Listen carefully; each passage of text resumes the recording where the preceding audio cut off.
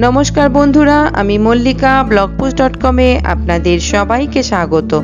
বন্ধুরা, আজকে আবার চলে এলাম আরও একটা নতুন রেসিপি নিয়ে। আজকে আমি বানাচ্ছি পটেটো রেক্ট্যাঙ্গেল। তাহলে চলুন দেরি না করে রেসিপিটা দেখে নিই। আর বন্ধুরা, যদি আমার ভিডিওটা আপনাদের ভালো লাগে তাহলে অবশ্যই লাইক করে কমেন্টে জানান। আর নিত্য নতুন ভিডিও পেতে অবশ্যই আমার চ্যানেলটিকে সাবস্ক্রাইব করুন। পাশের বেল আইকনটি প্রেস করুন যাতে আমার যে কোনো ভিডিও আপলোড হওয়ার সঙ্গে সঙ্গে আপনাদের কাছে পৌঁছে যায়। তাহলে চলুন দেখি আজকের রেসিপিটা। আজকে আমি নিয়েছি আলু সিদ্ধ, পেঁয়াজ ভাজা, ক্যাপসিকাম কুচোনো, কারিয়া পাতা, লবণ আর গাজর কুচি। এছাড়াও আমার লাগছে কিচেন কিং মশলা, চিলি ফ্লেক্স, কর্নফ্লাওয়ার, ভাজা মশলা, আমচুর পাউডার আর গোলমরিচের গুঁড়ো। প্রথমে আমি একটা কাচের বোল নিয়েছি আর একটা বড় হোলের গ্রেটার নিয়েছি। নিয়ে সিদ্ধ আলুগুলোকে প্রথমে আমি গ্রেট করে নিচ্ছি। এখানে আমি 4টে বড় সাইজের সিদ্ধ আলু নিয়েছি। সিদ্ধ আলুগুলো কিন্তু খুব নরম করে সিদ্ধ করবেন না, তাহলে এই রেক্ট্যাঙ্গেলগুলো কিন্তু নরম হয়ে যাওয়ার চান্স আছে। এটাকে একটু শক্ত করে সিদ্ধ করবেন।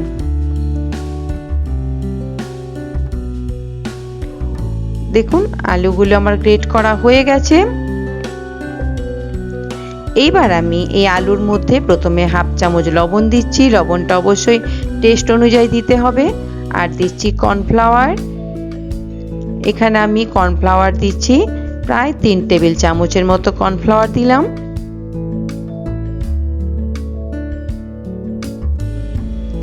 আর দিচ্ছি আমি পেঁয়াজ ভাজা,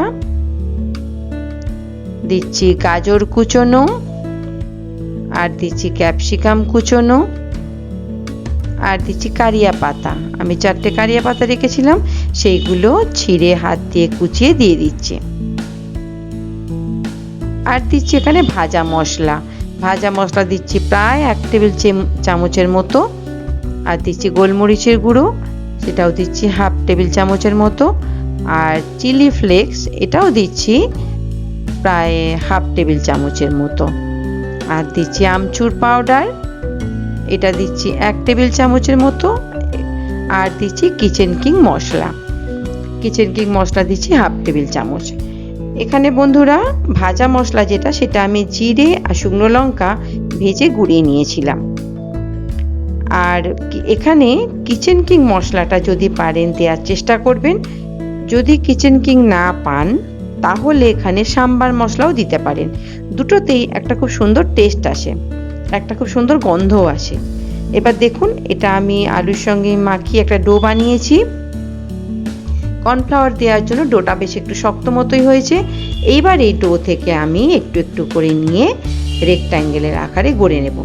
দেখুন আমার রেক্ট্যাঙ্গেলগুলো গড়া হয়েই গেছে, এগুলো রেডি হয়ে গেছে আমার।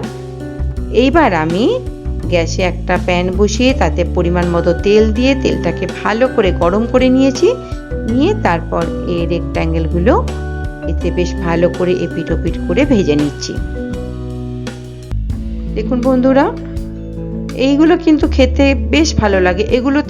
এগুলো কোনো ব্যাটারে ডোবানোর কোনো প্রয়োজন নেই, এমনিই ভাজবেন, তাতেই এগুলো খেতে খুব ভালো লাগে। এইরকম করে আমি সমস্ত রেক্ট্যাঙ্গেলগুলো ভেজে নেব। আর কয়েকটা আমার বাকি আছে, সেগুলো আমি দিয়ে দিচ্ছি। দিয়ে এগুলোকে এপিট ওপিট করে ভালো করে ভেজে নেব। দেখুন এগুলো ভাজা হয়ে গেছে, এগুলো তুলে নিচ্ছি। বন্ধুরা, আমার মতো করে এভাবে বানান, দেখবেন খেতে খুবই ভালো হয়েছে এবং বিকেলে চায়ের আড্ডায় দারুণভাবে জমে যায়। অথবা সসের সঙ্গে এটা পরিবেশন করতে পারেন, তাহলেও খুব ভালো খেতে লাগে। আর বন্ধুরা, কেমন হয়েছে অবশ্যই সেটা কমেন্টে জানাবেন। তাহলে আজকের মতো চলি, আবার দেখা হচ্ছে নতুন কোনো রেসিপির সঙ্গে। ততক্ষণ ভালো থাকুন, সুস্থ থাকুন।